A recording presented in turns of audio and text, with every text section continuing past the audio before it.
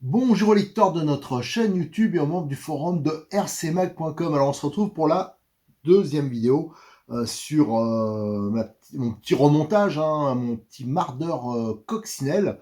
Alors je l'ai expliqué dans la première vidéo, hein, c'est parce que dans le temps, quand c'était sorti cette voiture, elle existait en version coccinelle. J'ai réussi à récupérer ma carrosserie, ma voiture de l'époque, qui sont un peu en ruine, hein. La carrosserie, ça c'est rattrapable.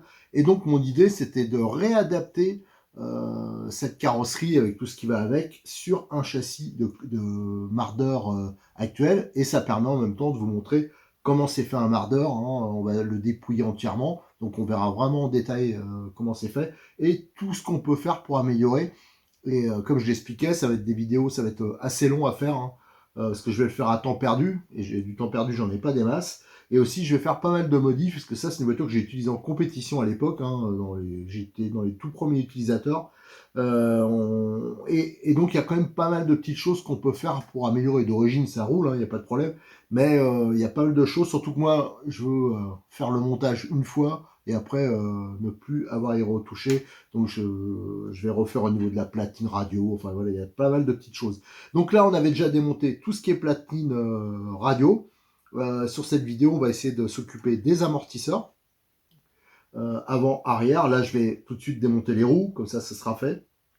Et on va commencer à démonter l'arceau, le réservoir. Voilà, là, il y aura toute une série de vidéos, ça sera juste sur le démontage, hein, parce qu'il y a quelques options que je vais essayer de mettre. On va aussi regarder les pièces d'origine et les options qui existent, voir ce qui est intéressant ou pas. Et après, on va faire une petite prépa pour pouvoir s'amuser en faisant un minimum d'entretien. Allez, on attaque tout de suite, on va continuer par, là, j'attaque les roues, ça je vais pas vous le montrer en vidéo, mais après, on va s'attaquer aux amortisseurs.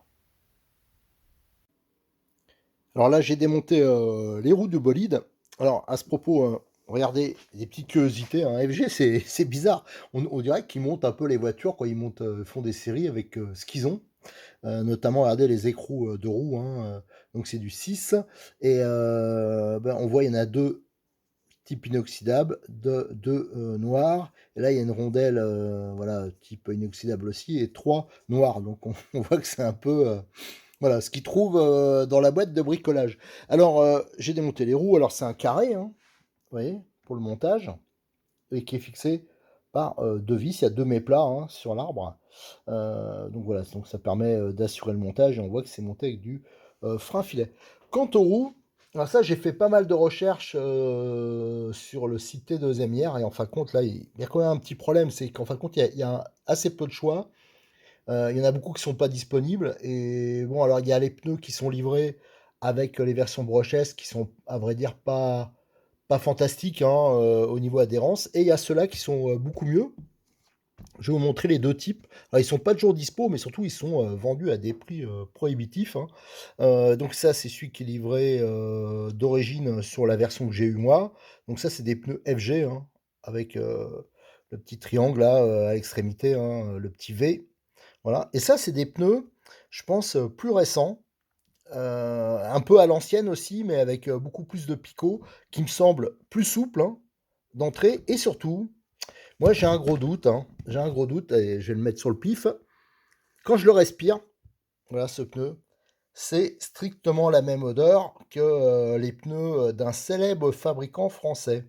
Alors, bon, alors c'est pas un secret, hein, les pneus qu'il y a sur les voitures de compétition FG, ils sont fabriqués en France, hein, mais il n'y a pas la marque est pas indiquée, mais c'est marqué FG, mais c'est des pneus fabriqués en France. Et moi, je soupçonne que ceux qui sont livrés avec la version 30e anniversaire, pour moi, ça vient, c'est exactement la même provenance. La gomme, on reconnaît bien la gomme, voilà, voilà, pour moi, c'est de la même provenance. Donc ça, par contre, ça serait bien que ça puisse exister en pièces détachées, parce que pour l'instant, ils ne le proposent pas en espérant que le prix serait pas prohibitif. Alors, j'avais dit qu'une fois qu'on aurait démonté les roues, on s'attaquerait au démontage des amortisseurs. Alors, les amortisseurs, hein, il y a un e-stop ici, c'est du 4 mm, donc c'est avec une clé de 7. Par contre, vous allez voir, il y a une petite curiosité. Au niveau de la fixation inférieure des amortisseurs, c'est des vis sans tête. Donc ça, quand même, c'est pas le plus pratique parce que vous imaginez bien qu'avec un peu de terre, tout ça, ça va boucher. Donc ça, on le modifiera sûrement. Mais surtout, la deuxième curiosité, c'est que à l'avant, alors c'est une clé, ça doit être du 2,5 pour démonter. Tandis qu'à l'arrière, c'est pour ça que j'ai mis les clés, hein, exprès, en place, c'est du 2. Voilà, pour la clé, hein, bien sûr, hein, pas pour la taille de la vis, mais pour, l'empreinte, là, c'est du 2 et devant, c'est du, 2,5. Donc c'est quand même assez curieux. Alors, je vais démonter les amortisseurs et après, une fois que j'aurai démonté ça, on verra ensemble, on va les regarder un peu et on va les comparer, alors même si je vais pas les monter tout de suite, avec, les versions, options. Alors là, les amortisseurs sont démontés. Alors déjà, un bon point, c'est que les suspensions, hein, c'est parfaitement libre. Il n'y a pas, enfin, pas de jeu. J'allais dire qu'il n'y a pas de jeu. Il y en a un peu ici, mais je vais dire au moins c'est parfaitement libre. Donc ça, c'est déjà plutôt pas mal, hein. Ça, c'est souvent sur les montages un peu RTR. Souvent, il y a des points durs. Là, c'est pas le cas. Tiens, par contre, fou, regardez. Alors, je sais pas si on le voit ici, mais moi, j'ai de la rouille sur le cardan, là. Oh, oh. Enfin bref, c'est comme ça. Qu'est-ce qu'on a d'autre à voir? Qu'est-ce que je voulais vous montrer? Ah oui, les fixations. Donc vous voyez, c'est quand même particulier. À l'arrière, c'est des vis sans tête, hein, ça doit être du 4, hein. C'est une vis assez longue, hein. Mais sauf qu'à l'avant, c'est la même chose, mais elle est décolletée. Voilà. Donc en fin de compte, c'est pas du tout le même type de vis à l'avant, à l'arrière. Ça, c'est quand même assez bizarre. Là, on a le support d'amortisseur avant. Là, l'amortisseur, les amortisseurs avant qui sont bien sûr plus courts que les arrières, j'ai démonté pour vous montrer, hein, c'est un système de cale comme ça. Alors malheureusement, ils en fournissent pas. Ça serait bien qu'ils en auraient fourni quelques-unes en plus avec la voiture. Bah, ça aurait été bien, ça aurait permis de faire des réglages, mais c'est pas le cas. Et on voit les amortisseurs d'origine, hein, c'est strictement les mêmes depuis donc des lustres, hein, depuis 30 ans. Et donc c'est un cylindre, hein, et il y a un bouchon inférieur, un bouchon supérieur. Et je ne crois pas qu'ils sont à volume constant, ça m'étonnerait. Ils sont plutôt bien remplis. Alors après, au niveau de l'hydraulique, ça demanderait peut-être à être ajusté, mais à voir comme ça, c'est plutôt bien rempli. Alors maintenant qu'on a démonté les amortisseurs, ça je les comparais, j'avais dit que je vais comparer les amortisseurs maintenant, mais ça je préfère les comparer quand on fera le remontage. La prochaine étape, là, on va démonter l'arceau. Donc on a 2 vis ici, et je pense qu'il y a 4 vis là avec les knee-stop, donc ça sera un peu plus long à démonter à l'arrière, hein, c'est fixé sur le support arrière. Je pense qu'après, c'est tout et on va pouvoir retirer l'arceau, ce sera plus facile d'accéder à l'ensemble de la mécanique. Alors j'ai démonté les vis, hein, il y en a bien 6, et l'arceau qui est composé de plusieurs pièces, hein, il se démonte. Voilà, donc on a un accès, c'est relativement rapide, et on voit, en fin de compte, il y a des flancs et il y a des traverses, hein, c'est pour ça qu'on a des vis ici, ici, et là. Voilà, donc voici l'arceau, hein, ça je vous ferai les photos. Et là, on va pouvoir accéder plus facilement à la mécanique, parce que ce qu'on va démonter, je pense qu'en premier, on va peut-être démonter le réservoir. Comme ça me permettra de vous faire des photos du réservoir à part et avoir une meilleure vue aussi sur le moteur. J'ai fait mes petites photos. Là, on va démonter le réservoir. Le réservoir, en fin de compte, il va falloir brancher les deux durites, hein. Et la bride, donc apparemment il y a que 2 vis à retirer sous le châssis. Et je vais en profiter aussi pour avoir un meilleur accès, hein, pour démonter le fil. De toute façon, il fallait le refaire. La mousse, elle est un peu pourrie d'ailleurs, parce que ça fait, je crois, 1 an et demi. Enfin, ça fait un moment qu'il traîne, hein, ce mardeur. Et je vais voir la mousse, au moins la laver, peut-être la rehuiler. Donc là, pareil, c'est une vis torse. Allez, on démonte ça tout de suite et je reviens vers vous, hein, pour vous montrer ça en détail. Donc le réservoir, il est démonté. Donc là, on a un bon accès au moteur, regardez, et on voit bien les paliers en plastique. Alors on imagine bien, bien sûr, avec des paliers en plastique, que le refroidissement n'est pas optimum, hein. Donc c'est pour ça qu'on va mettre les options aluminium. J'ai retiré donc le carburateur, enfin le carburateur, le filtre plutôt et son support. Et là, on voit bien le starter, hein. Voilà, hop. Donc, il faut faire attention d'être dans la bonne position. Là, c'est pour le démarrer à froid et après, bien penser à le basculer. Donc là, vous avez le système de starter, le système de pompe, hein, pour le carburant, les réglages, bien sûr, là, qui sont accessibles. Là, j'ai retiré les durites. Le réservoir, hein. Alors ça, il faudra penser à récupérer de la durite résistante et du bon diamètre, hein. Toujours en avoir d'avance, ça, je regarderai. Ça, on peut peut-être l'avoir dans les, voilà, les boutiques d'accessoires auto. Faut voir. Ici, vous avez le réservoir. Donc le réservoir avec sa bride, son système de bride et son petit support en dessous avec la forme du réservoir, hein, pour bien le caler. Ici, on a donc le support du filtre, hein, donc il est fixé par 4 vis sur le support. Alors, ce qui est pas mal, c'est que les vis, c'est les mêmes que pour la fixation du couvercle de la mousse, mais aussi pour l'arceau. Enfin, l'arceau, pour la partie, le maintien du réservoir. Donc voilà, c'est un peu standardisé. Et vous avez donc la grosse mousse avec son couvercle. Alors, hein, je rappelle, hein, vous avez les mousses qui existent. Alors ça, Cyril, il a toutes les pièces. Vous avez les mousses qui existent, c'est vendu par deux.